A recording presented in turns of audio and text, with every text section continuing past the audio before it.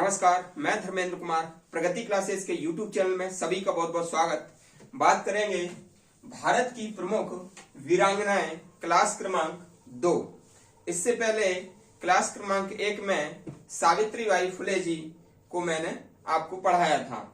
चूंकि आज सुश्री मायावती जी का जन्म दिवस है, 15 जनवरी 1956 में उनका जन्म हुआ था और हर वह नारी जो कि अपने ओहदे से उठकर अपने साहस के बल पर अपनी लड़ाई लड़ती है और जन कल्याण का काम करते हैं, वो मेरी नजर में और सभी की नजर में वीरांगनाएं होना चाहिए। तो हम बात कर रहे हैं वीरांगना सुश्री मायावती जी।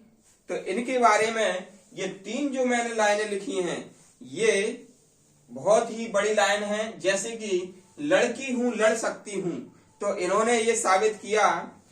और जिंदगी में कुछ बड़ा करना है तो घर छोड़ना होगा और शुरुआत की असफलताओं से डरे बिना कोशिश करते रहना चाहिए, अंत में सफलता जरूर मिलेगी। तो मायावती जी के जीवन से ये 3 जो लाइनें निष्कर्ष के रूप में उन्हें साबित करके दिखाया। तो इनका अर्थ समेत मैं बताऊंगा और सबसे पहले मैं उनका जन्म और परिचय के बारे में आपको बताता हूं। इस महान महिला का जन्म भारत के नई दिल्ली में जो जन्म हुआ था वो 15 जनवरी 1956 नई दिल्ली में हुआ था। तो नई दिल्ली में इनका जन्म हुआ और हिंदू धर्म में इनका जन्म हुआ। हिंदू धर्म में इनका जन्म हुआ। माता का नाम माता रामरती और पिता प्रभुदास। पिता का नाम प्रभुदास। इनके पिता डाकघर में एक कर्मचारी थे और डाकघर था गौतम बुद्ध विहार, गौतम बुद्ध विहार, गौतम बुद्ध नगर में डाकघर क्लर्क थे इनके पिताजी, क्लर्क। ठीक है, प्रभुदास जी गौतम बुद्ध नगर में डाकघर में क्लर्क थे। तो इकोनॉमिक कंडीशन ज्यादा ठीक नहीं थी, लेकिन इनकी जब इनसे पहले एक बेटी का जन्म और हुआ था, इनका मतलब मायावती जी की एक सिस्टर का पहले ही जन्म हो गया था, फिर इनका जन्म हुआ। तो जब दूसरी बार भी लड़की का जन्म हुआ तो इनके पिता को बड़ा क्रोध आया और इनकी माता जी को वो कोसने लगे और दूसरी शादी का भी उनने इरादा बनाया, क्योंकि उनका ऐसा मन था कि भाई वंश चलाने के लिए, रूढ़िवादी सोच के अनुसार वंश चलाने के लिए लड़के का जन्म होना आवश्यक मानते थे वो। ठीक है, लेकिन रिश्तेदारों के समझाने के बाद उनने थोड़ा बात समझा और शादी का फिर मना कर दिया, लेकिन विचार ऐसा आया था कि दूसरी शादी की जाए। ठीक है, फिर क्या हुआ, जब मायावती जी का जन्म हुआ तो मायावती के बाद 6 पुत्रों का जन्म और हुआ, यानी कि 6 बेटों का जन्म हुआ। लेकिन फिर वही रूढ़िवादी सोच, यानी कि इनके पिता जो प्रभुदास जी हैं वह लड़कों को तो प्राइवेट स्कूल में पढ़ा रहे थे और लड़कियों को सरकारी स्कूल में पढ़ा रहे थे। ठीक है, तो लड़की में ये जो लड़की थी सुश्री मायावती जी, ये बहुत ज्यादा दिमाग से तेज थी, यानी कि पढ़ने में बहुत होशियार थी। और जो लड़के थे वो इतना पढ़ने में होशियार नहीं थे, यानी कि कहा जा सकता है कि पढ़ाए जाते हैं लड़के और पढ़ जाती हैं लड़कियां। तो यही बात इन पर फिट होती थी। तो इनके पिताजी महिलाओं को ज्यादा तवज्जो ना देते थे, लड़कियों को ज्यादा तवज्जो नहीं देते थे। तो ऐसे में मायावती जी ने कहा कि मैं अपने पिताजी को एक लड़की की ताकत, महिला की ताकत क्या होती है वो दिखाएंगे। तो एक ही वर्ष में कक्षा 9 और कक्षा 10 एक ही वर्ष में फर्स्ट डिवीजन पास करके उन्होंने अपने पिताजी को दिखाया। ठीक है, तो ये दृढ़ संकल्प के बल पर ये मान लीजिए इनने किया ऐसा। फिर आगे बढ़ते हैं कि जो इनकी जो शिक्षा है, इनकी जो शिक्षा है, इन्होंने बीए किया और बीएड किया, फिर एलएलबी किया, एलएलबी, ठीक है। ये डिग्रियां दिल्ली से इन्होंने की, दिल्ली विश्वविद्यालय से इन्होंने किया, ठीक है। फिर आगे बढ़ते हैं, इनको कुछ अन्य नामों से भी जानते हैं, उपाधि, यानी कि इनको बहन जी के नाम से जानते हैं, बहन जी, और उत्तर प्रदेश की आयरन लेडी कहते हैं, आयरन लेडी इन्हें कहा जाता है, उत्तर प्रदेश की आयरन लेडी इन्हें कहते हैं और बहन जी भी कहा जाता है। इन पर एक पुस्तक भी छापी गई थी और उसका नाम भी है बहन जी। एक जो बुक है, बुक का नाम है बहन जी। ये है अजय बोस द्वारा लिखी गई है, ये किताब अजय बोस द्वारा लिखी गई है, ठीक है। तो फिर इनकी पार्टी के बारे में चर्चा करेंगे।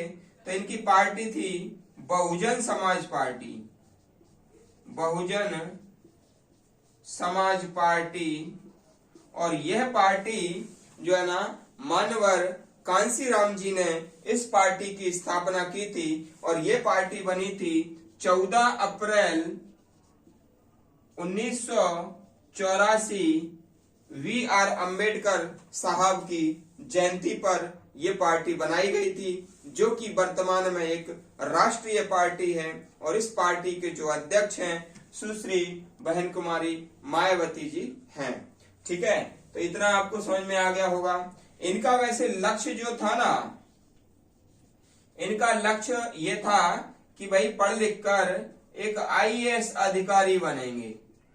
इनका जो लक्ष्य था, पढ़ लिख कर एक आईएएस अधिकारी बनेंगे, ठीक है। लेकिन इन्होंने बीएड इसलिए किया था क्योंकि आत्मनिर्भर बनने के लिए और आगे की पढ़ाई करने के लिए बीच में एक शिक्षिका बन गई थी ये, और शिक्षिका बनने के बाद फिर इनने जो एलएलबी की भी पढ़ाई की और आईएएस फिर भी यूपीएससी की तैयारी करना इनने शुरू कर दिया था।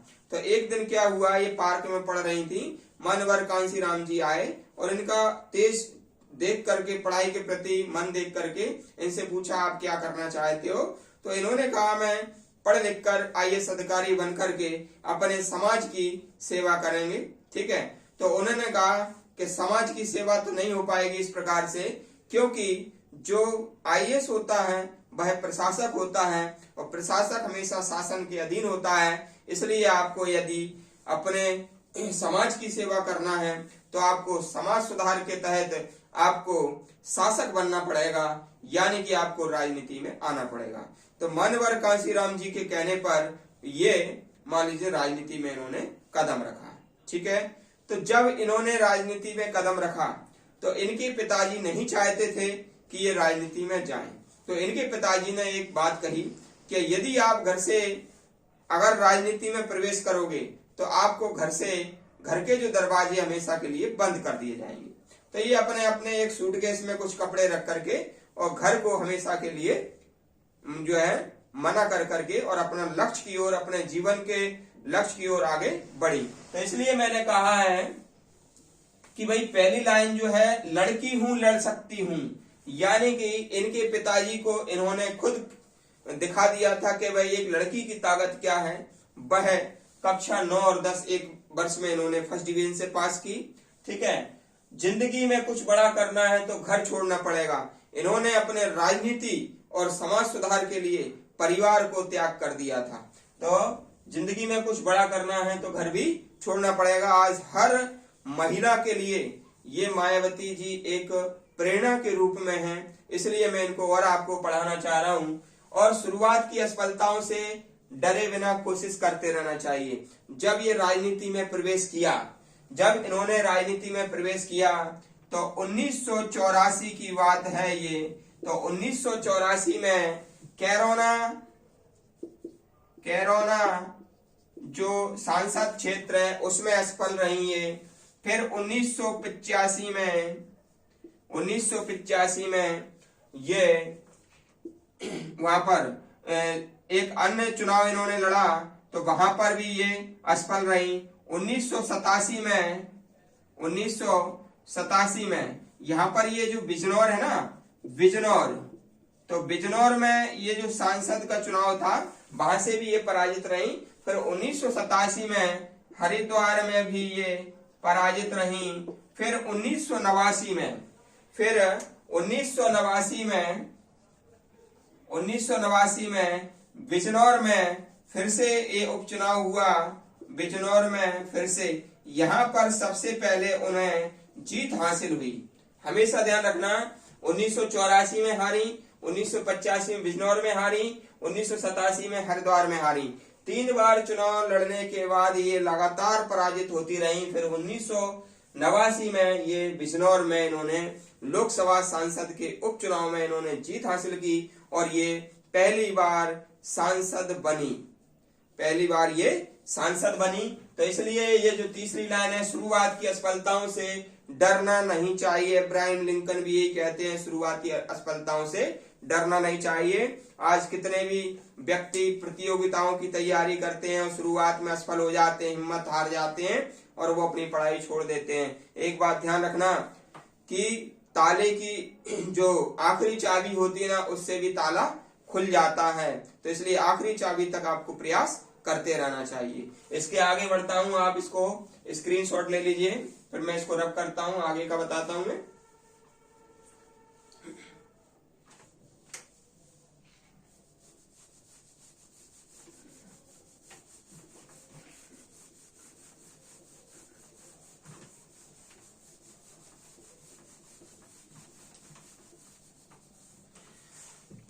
आगे देखते हैं,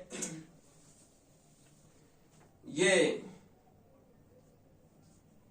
2012 से 2017 राज्यसभा सांसद रही,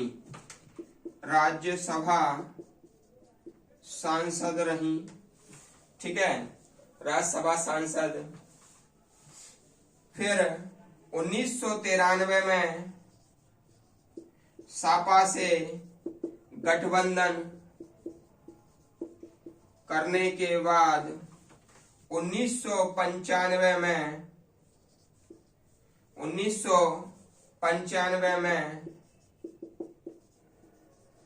पहली बार यूपी की मुख्यमंत्री बनी। हमेशा ध्यान रखना, एक क्वेश्चन आएगा, भारत की प्रथम दलित महिला मुख्यमंत्री कौन है? तो भारत की प्रथम दलित महिला मुख्यमंत्री हैं सुश्री बहन कुमारी मायावती जी, जो कि 1995 में पहली बार उत्तर प्रदेश की महिला मुख्यमंत्री बनी, ठीक है ना। तो ये प्रथम दलित महिला मुख्यमंत्री थी, ठीक है। फिर इसके बाद ये 4 बार मुख्यमंत्री बनी, यूपी की 4 बार मुख्यमंत्री यानी कि सीएम बनी। हमेशा ध्यान रखना, ये 4 बार मुख्यमंत्री बनी है यूपी की। फिर पीवी